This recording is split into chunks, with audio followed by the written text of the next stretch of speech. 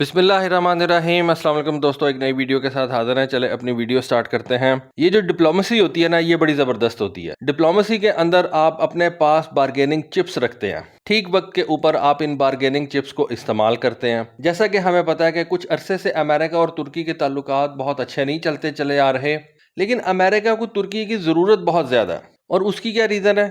اس کی ریزن یہ ہے کہ نیٹو اتحاد کے اندر جو فورسز کا سب سے بڑا کنٹریبیوٹر ہے وہ ترکی ہے۔ امریکہ کے بعد یورپ میں کوئی اور کنٹری اتنی زیادہ اپنی فورسز جو ہے وہ نہیں کنٹریبیوٹ کرتی یورپین کے اس نیٹو اتحاد کے لیے، جتنی زیادہ فورسز ترکی کنٹریبیوٹ کرتا۔ اور امریکہ کے لیے ایک بڑی اچھی چیز ہے، امریکہ کو اپنی فورسز بہت دور سے جو ہے وہ یورپ کے اندر نہیں لے کے آنی پڑتی۔ امریکہ کو جب بھی فورسز چاہیے ہوتی ہیں وہ ترکی سے مدد حاصل کر لیتا ہے، اور امریکہ کا کام اپنا جو ہے وہ چلتا رہتا ہے۔ ترکی کا اپنا ایک بہت بڑا ایڈورسری ہے، یونان کی صورت میں، گریس کی صورت میں، جو اس کا اپنا ہمسایہ بھی ہے۔ سائپرس کے اوپر دونوں ممالک کے درمیان جو ہے ایک کانفلکٹ چلتا چلا آ رہا ہے۔ امریکہ اور ترکی کے معاملات اس وقت خراب ہوئے جب ترکی نے امریکہ سے پیٹریوٹ میزائل سسٹمز پرچیز کرنے کی بات کی، امریکہ نے انکار کر دیا۔ ترکی کو اشد ضرورت تھی ان surface to air missile systems کی۔ ترکی نے اس انکار کے بعد رشیا کے S-400 کو ایویلویٹ کیا اور رشیا کے ساتھ S-400 میزائل سسٹم کی ڈیل کو سائن کر لیا۔ اس وقت ترکی امریکہ کے ساتھ F-35 پروگرام کے اندر بھی شامل تھا۔ S-400 کی ڈیل کے بعد امریکہ نے F-35 پروگرام سے ترکی کو نکال دیا، حالانکہ ترکی کے اندر F-35 جہاز کا ایک بڑا زبردست کمپوننٹ جو ہے وہ تیار ہوتا ہے۔ F-35 جہاز کا جو سینٹر فیوزلاج ہے وہ ترکی کے اندر تیار ہوتا تھا، لیکن پھر بھی امریکہ نے F-35 جہاز کے پروگرام سے ترکی کو نکال باہر پھینکا۔ ترکی نے اپنی ایویشن انڈسٹری کی طرف توجہ دینی شروع کر دی۔ اس نے اپنے بڑے زبردست ڈرونز تیار کر لیے۔ جو 5th جنریشن کا جہاز ترکی تیار کر رہا تھا، اس نے اس کے اوپر اپنی توجہ مرکوز کر دی، اور آج ترکی کے پاس اپنا ایک 5th جنریشن کا جہاز ہے جس کو ہم کان کے نام سے جانتے ہیں۔ آلدو ابھی اس کی فرسٹ فلائٹ ہونا باقی ہے، لیکن اس کے کئی ٹیکسی رنز جو ہیں وہ ترکی نے کنڈکٹ کر لیے ہیں، اور ان قریب ترکی اپنے کان 5th جنریشن کے جہاز کی فرسٹ فلائٹ بھی کنڈکٹ کر لے گا۔ لیکن جیسا کہ میں نے آپ کو بتایا کہ ترکی کا ہمسایہ گریس اس کا بہت بڑا ایڈورسری ہے، اور گریس نے پچھلے دنوں میں فرانس سے رفال طیارے حاصل کر لیے تھے۔ یہ رفال طیارے اس وقت ترکی کے F-16 طیاروں سے جدید سمجھے جاتے ہیں، اور جس وجہ سے ترکی کو کچھ ایسے نئے F-16 طیارے چاہیے تھے جو ان رفال طیاروں کا جو ہے مقابلہ کر سکیں۔ ترکی اس وقت دنیا کے اندر F-16 کا تیسرا بڑا آپریٹر ہے۔ سب سے بڑا آپریٹر تو امریکہ ہے، اس کے بعد اسرائیل ہے، اور تیسرے نمبر کے اوپر F-16 کا سب سے بڑا آپریٹر ترکی ہے۔ ترکی کے پاس اس وقت بلاک 30، 40 اور بلاک 50 والے F-16 موجود ہیں۔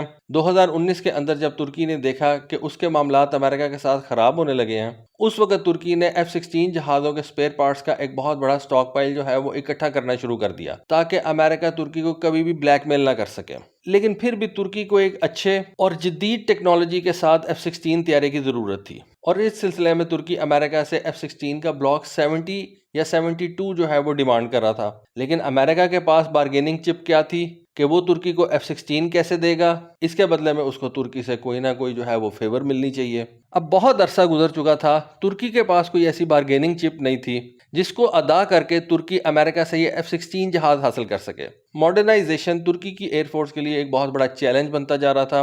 ترکی نے اپنے ملک کے اندر F-16 کا ایک ماڈرنائزیشن پروگرام سٹارٹ کیا جس کو اس نے نام دیا پروجیکٹ اوزگور کا۔ اس پروجیکٹ اوزگور کے تحت ترکی کے پاس جو بلاک 30 والے F-16 ہیں ان کے اندر ماڈیفیکیشنز کی جا سکیں گی، ان کی ایئر فریم کی لائف کو انکریز کیا جا سکے گا، ان کے اندر AESA ریڈارز انسٹال کیے جا سکیں گے، اور جو ریکوائرمنٹس اس وقت ترکی کو ہیں وہ ان F-16 کے اندر کی جا سکیں گی۔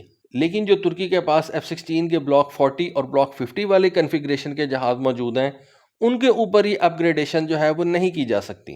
اس وجہ سے ترکی امریکہ سے 40 نئے F-16 بلاک 72 والے جہاز ڈیمانڈ کر رہا تھا، اور ان کے ساتھ ساتھ 80 پرانے F-16 جہازوں کے لیے بلاک 70 والی ماڈرنائزیشن کٹس ڈیمانڈ کر رہا تھا۔ یعنی کہ ترکی کو بلاک 70 والے 40 نئے جہاز مل جائیں، اور جو ترکی کے پاس پرانے 80 جہاز ہیں F-16 کے، ان کو وہ بلاک 70 کنفیگریشن کے اوپر اپ گریڈ کر لے۔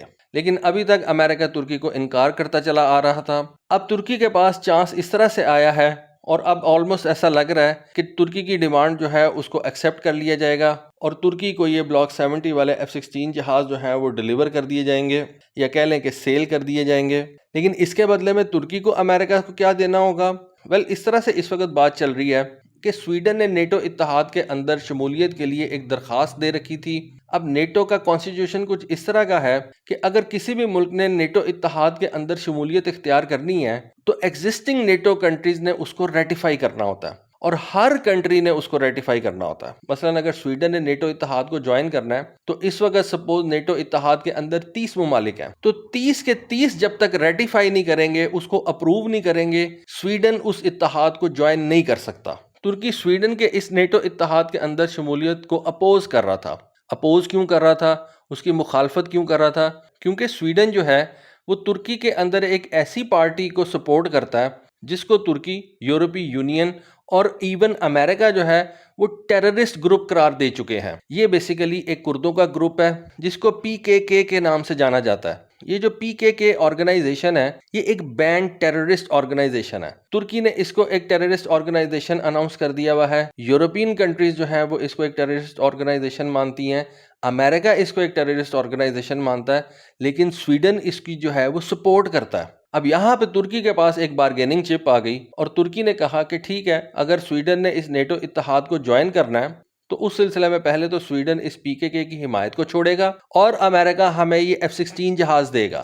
نہ صرف 40 نئے F-16 جہاز دے گا بلکہ ان کے ساتھ ساتھ ہمارے 80 پرانے F-16 جہازوں کو اپ گریڈ بھی کرے گا۔ دیکھیں جیسا کہ میں نے اس ویڈیو کی شروع میں بتایا کہ یہ سارا کچھ بارگیننگ چپس کے اوپر چلتا ہے۔ کہیں نہ کہیں جا کے ان کنٹریز کو ڈیل جو ہے وہ ایک دوسرے کے ساتھ کرنی پڑتی ہے۔ اوپر سے یہ جو مرضی آپس میں ایک دوسرے کو کہیں، اندر کھاتے ایک ڈیل چل رہی ہوتی ہے اور وہ بات چیت کے ذریعے ہی ڈیل سائن کی جاتی ہے۔ امریکہ چاہتا ہے کہ سویڈن جو ہے وہ نیٹو اتحاد کو جوائن کر لے۔ اگر سویڈن نیٹو اتحاد کو جوائن کر لے گا تو امریکہ جو ہے وہ رشیا کے اوپر بہت زیادہ پریشر ڈال سکے گا۔ آرکٹک کے اندر امریکہ کی پوزیشن سٹرونگ ہو جائے گی۔ رشیا کے خلاف نارتھ کے اندر امریکہ کی پوزیشن انتہائی زیادہ سٹرونگ ہو جائے گی۔ جبکہ دوسری طرف اگر دیکھا جائے تو سویڈن کی نیٹو اتحاد کے اندر انڈکشن میں ترکی سب سے بڑی رکاوٹ تھی اور ترکی کو امریکہ سے F-16 چاہیے تھے۔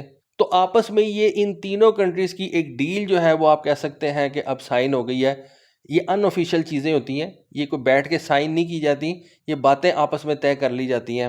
اور اب امریکہ کے جو اس وقت ہوم لینڈ سیکیورٹی کے ڈائریکٹر ہیں جیک سلیون، ان کا کہنا یہ ہے کہ ہم اپنی کانگریس کو ترکی کے لیے F-16 کے اوپر منا لیں گے، کیونکہ ترکی کو F-16 کی جو ڈیلیوری ہے اس کے اندر سب سے بڑی اپوزیشن امریکہ کے اندر اس کی کانگریس کی طرف سے ہے۔ تو جیک سلیون کا کہنا یہ ہے کہ ہم امریکن کانگریس کو ترکی کو F-16 کی ڈیلیوری کے لیے منا لیں گے اور ہوپ فلی ترکی اپنی پارلیمنٹ سے سویڈن کی انڈکشن کے اوپر جو ہے وہ کوئی اعتراض کھڑا نہیں کرے گا اور ترکی کی پارلیمنٹ جو ہے وہ سویڈن کے انڈکشن کو اپروو کر دے گی اور اس طرح سے دونوں طرف سے گڈی گڈی ہو جائے گا۔